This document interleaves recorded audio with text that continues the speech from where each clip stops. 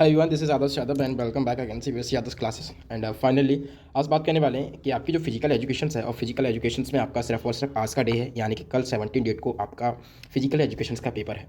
और फिजिकल के एजुकेशन के पेपर में आपको ये चीज़ बेसिकली देखने को मिलेगी कि पेपर्स आपका दिन प्रतिदिन जिस तरीके से ईयर्स बढ़ती हैं उस हिसाब से आपका पेपर लेवल भी बढ़ता जा रहा है।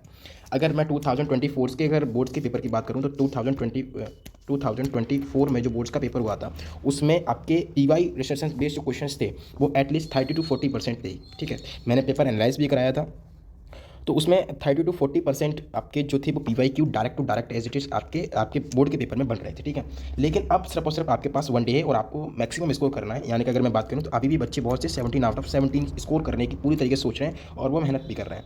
और ऑफकोर्स अगर वो मेहनत कर रहे हैं और प्रेजेंटेशन अपना कॉपी का अच्छा रखते हैं, देन छोटी मोटी चीज़ों को भी एनालाइज एक बार करते हैं, देन वो 100% 17 आउट ऑफ 17 स्कोर करेंगे। ठीक है, मैंने भी अपने बोर्ड के एग्जाम में क्लास 12 के में 17 आउट ऑफ 17 स्कोर किया है।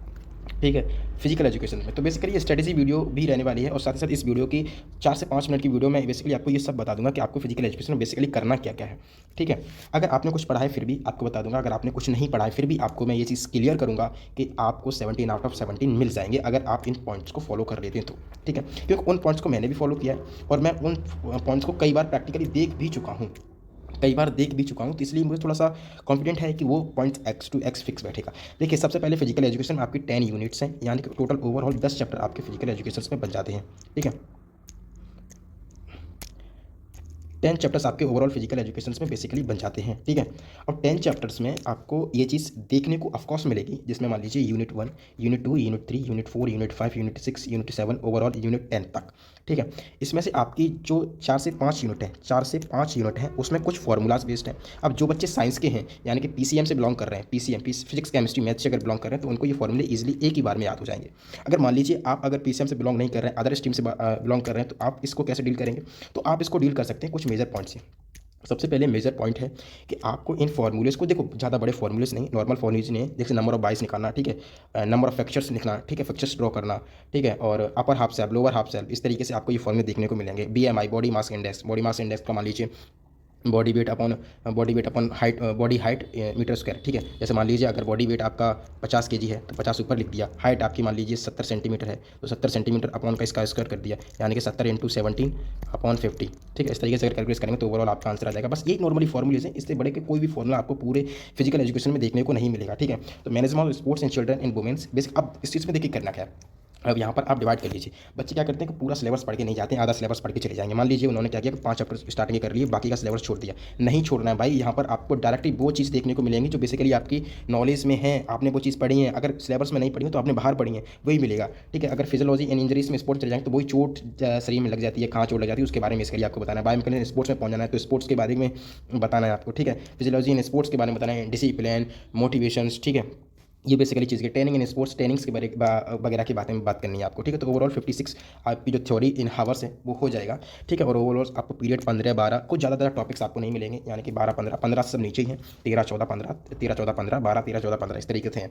अब नंबर ऑफ बेटिस अलाउड देख लीजिए बच्चे। कई बार एक चीज़ और कंफर्म मैं कर दूंगा आप लोगों को कि आपको वेटेज भी देख के चलना है चैप्टर्स का। देखिए, अब वेटेज इसमें क्या है, जो ट्रेनिंग इन स्पोर्ट्स है बहुत छोटा चैप्टर है लेकिन 9 नंबर का दे रहा है या 9 नंबर का दे रहा है। फिजियोलॉजी एंड स्पोर्ट्स आपका 7 नंबर का दे रहा है। ठीक है, बायोमैकेनिक्स एंड स्पोर्ट्स आपका 10 नंबर का दे रहा है। अब बायोमैकेनिक्स एंड स्पोर्ट्स देखना 10 नंबर का दे रहे हैं और ये चैप्टर जब आप पढ़ेंगे एक बार NCERT से भी गो थ्रू करेंगे तो भी आपको ये चैप्टर बिल्कुल हलवा लगेगा। ठीक है, फिजिकल एंड इंजरी स्पोर्ट्स बहुत ईजी चैप्टर्स है। ठीक है, बहुत ईजी चैप्टर्स है फिजिकल एंड स्पोर्ट्स। ठीक है, फिर टेस्ट एंड मेजरमेंट, ये तो और ही ज़्यादा आपके लिए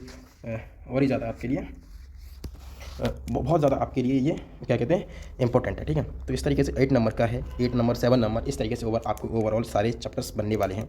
तो ठीक है, तो ओवरऑल 70 नंबर का आपका पीरियड बन जाता है। तो सबसे पहले आप सिलेबस को एक बार गो थ्रू करेंगे, अभी भी आपके पास टाइम है, 6 से 7-8 घंटे में आप सिलेबस को अच्छी तरीके से पढ़ लेंगे। अगर डिटेल में किसी की भी टीचर्स के यूट्यूब पर या फिर ऑनलाइन बैच या फिर NCERT किसी से भी अगर आप गो थ्रू एक बार करेंगे देन ईजिली आपको देखने को मिल जाएंगे। फिर क्वेश्चन की बात कर लें, अगर थ्योरी आपकी क्लियर हो जाती है तो ईजिली आप क्वेश्चन बना लेंगे।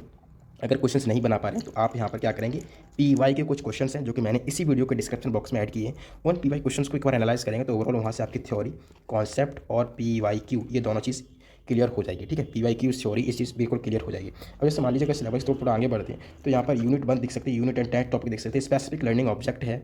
ठीक है, और ये बेसिकली छोटी मोटी चीज़ें हैं। तो बेसिकली आपको इनके जो इंपॉर्टेंट फंक्शंस हैं, इंपॉर्टेंट चीज़ें हैं, वो चीज़ को एनालाइज एक बार करना है। ठीक है, ये सारी चीज़ आपको आप तभी कर सकते हैं जब आप 7 to 8 आवर ईजिली पढ़ सकते हैं, तभी आप इन चीज़ों को फॉलो कर सकते हैं, अन्यथा इन चीज़ों को फॉलो नहीं कर पाएंगे। तो आई होप कि ये सारी चीज़ें आपको बहुत अच्छी तरीके से क्लियर हो रही होंगी, ठीक है। तो बेसिकली इतना ही था इस वीडियो में, और ये चीज़ बहुत बताना इंपॉर्टेंट था। ये इतना अगर आप कर लेते, थ्योरी एक बार क्लियर कर लेते तो इजीली आप क्वेश्चन बना पाएंगे, चाहे वो MCQ बेस्ड क्वेश्चन हो, या फिर केस बेस्ड क्वेश्चन हो, या फिर आपके PYQ बेस्ड क्वेश्चन हो, या फिर असर रीजन बेस्ड क्वेश्चन हो, कुछ भी हो, आप इजीली उसको बना पाएंगे। तो आई होप कि आपको वीडियो पसंद आई। वीडियो पसंद आई तो वीडियो को लाइक और प्यारा सा कमेंट जरूर करें। अगर हाँ, आपको अगर कंटेंट चाहिए, अभी भी कंटेंट आपको चाहिए, तो मैंने प्लेलिस्ट डिस्क्रिप्शन बॉक्स के नीचे अटैच कर दिए, तो वहाँ से जितने भी चैप्टर्स वहाँ हैं एक बार उनको पढ़ लेना। NCERT लाइन बाय लाइन मैंने टीच कराए, उनको एक बार पढ़ के आप बोर्ड के एग्जाम में जाएंगे तो उन चैप्टर से आप कुछ भी मिस नहीं करेंगे, इजीली उन चैप्टर्स के आंसर बना के आएंगे, ठीक है। आई होप आपको वीडियो पसंद आई होगी। वीडियो पसंद आई तो वीडियो को लाइक, प्यारा सा कमेंट जरूर करें।